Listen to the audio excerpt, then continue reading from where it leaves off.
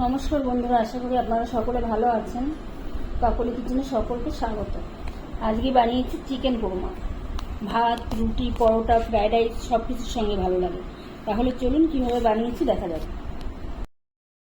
এইখানে আমি 700-800 মতন মাংস নিয়েছি। ভালো করে ধুয়ে পরিষ্কার করে রেখেছি, পরিষ্কার করে জল ঝরিয়ে রেখেছি। এখন আমি এর মধ্যে দিয়ে দিচ্ছি পরিমাণ মতন লবণ, লঙ্কার গুঁড়ো দিয়ে দিচ্ছি ছোট 1 চামচের 2 চামচ, আদা রসুন বাটা 1 চামচ দিয়ে দিচ্ছি,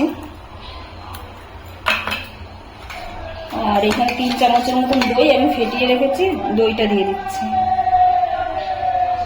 এখন আমি সমস্ত কিছু ভালো করে মাখিয়ে ম্যারিনেট করে রেখে দেবো 20-25 মিনিটের মতন। যত বেশি সময় রাখবেন তত বেশি ভালো হবে।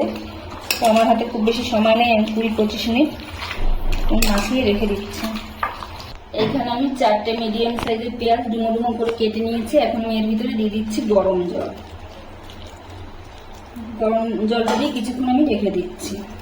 এখানে আমি কয়েকটা কাজু আর নিয়েছি চালমগজ। আপনারা চাইলে চালমগজের পরিবর্তে পোস্ত নিতে পারেন। এই দুটোকে আমি একসঙ্গে বেটে নেব।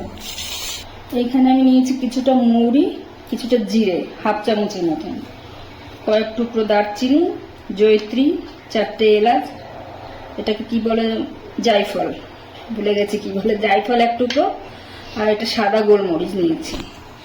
আমি সবকিছু এবার শুকনো খোলায় এটাকে নেড়ে একটা মশলা বানিয়ে নেব। এখানে আমি কিছুটা সাদা তেল গরম করতে বসিয়েছি। আমি এর ভিতরে দিয়ে দিচ্ছি আলু। এই রান্নায় কিন্তু আলু ব্যবহার হয় না, কিন্তু আমাদের ঘরে আলু ছাড়া কোনো রান্নাই চলে না, সেজন্য আমি আলু দিচ্ছি। আপনারা আলুটা বাদ দিয়ে দেবেন। পেঁয়াজটা এখন আমি গরম জল থেকে উঠিয়ে মিক্সিতে দিয়ে দিচ্ছি। এখন আমি বেটে নেবো। পেঁয়াজের এই জলটা ফেলে দেবো, এই জলটা ব্যবহার করবো না। আলুটা আমার ভাজা হয়ে গেছে, আমি এখন তুলে নিচ্ছি। তেলের মধ্যে আমি এখন কিছুটা ঘি দিয়ে দিচ্ছি। এই ছোট চামচের 2 চামচ আমি ঘি দিয়ে দিলাম। ফোড়নে দিয়ে দিচ্ছি আমি 2টো তেজপাতা আর দারচিনি আর এলাচ। ফোড়নটাকে একটু নেড়ে নেবো আমি ভালো করে। তারপর আমি দিয়ে দিচ্ছি পেঁয়াজ বাটাটা।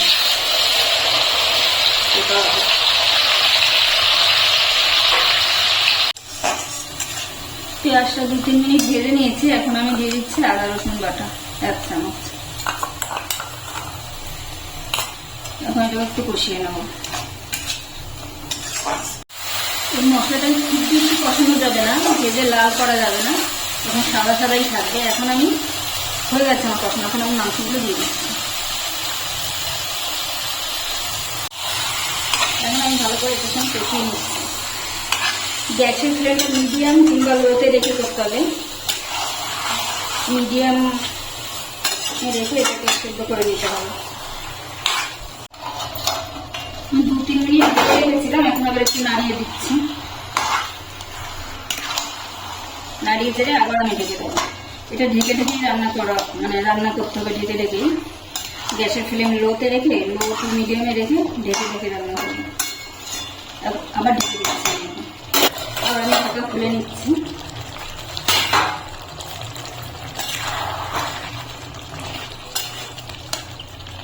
মাংসগুলো মোটামুটি সেদ্ধ হয়ে গেছে। এখন আমি আলুগুলো দিয়ে দিচ্ছি। আলুটা দিয়েও নেড়েছে, আবার 2 মিনিটের জন্য ঢেকে দেবো। এখন আমি 4-5টা কাঁচা লঙ্কা দিয়ে দিলাম, আর দিয়ে দিচ্ছি যে কাজুটা বেটে রেখেছিলাম, কাজু বাটা, সামান্য পরিমাণে 1 চিমটি চিনি। ভালো করে মিশিয়ে নিচ্ছি কাজু বাটাটাকে। আমি মিক্সিটা দিয়ে সামান্য একটু জল আমি দিয়ে দিলাম।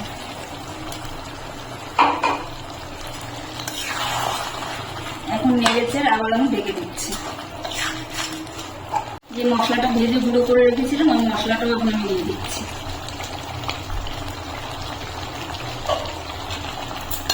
দিয়ে ভালো করে নাড়িয়ে চেড়ে নিচ্ছি।